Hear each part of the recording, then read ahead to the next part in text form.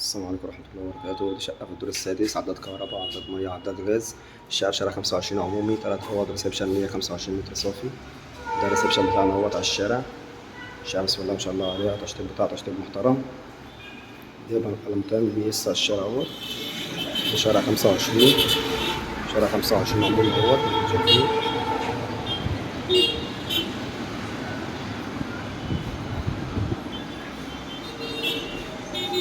حاج الريسبشن اهوت بتاعنا بسم الله ما شاء الله عليه.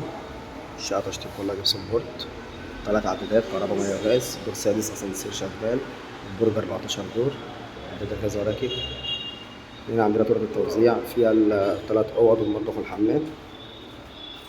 كده عندنا المطبخ اهوت، مطبخ بسم الله ما شاء الله عليه، يشيل كل الأجهزة مرتاحة جدا، بوتاجاز تلاجة وغسالة. هنا عندنا طرق تانية برضه اهيت، طرقتين هما في بعض. الشقة واخدة حرف ال. ده الحمام، قعدة وبانيو وحوض مرتاحين اهوت. دي عندنا أول أوضة اهيت، الأوض بسم الله ما شاء الله عليها اهوت كلها أوض تكون مرتاحة، الشباك اهوت بتاعها. دي 4 في 4 اهيت مرتاحة خالص على الشارع. دي كده الأوضة التانية برضه اهيت، شباك على الشارع. الأوضة بسم الله ما شاء الله عليها، الأوض كلها تشيل أوض نوم مرتاحة. الشقة واخدة حرف ال زي ما احنا شايفين، شارع 25 اهوت برضه.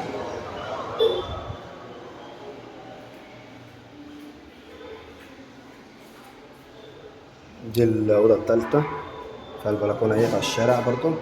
عندنا 3 أوض وريسبشن ومطبخ حمام. الشقة بسم الله ما شاء الله عليها مساحتها مرتاحة جدا، فيها 2 بلكونة. دي البلكونة التانية اهيت.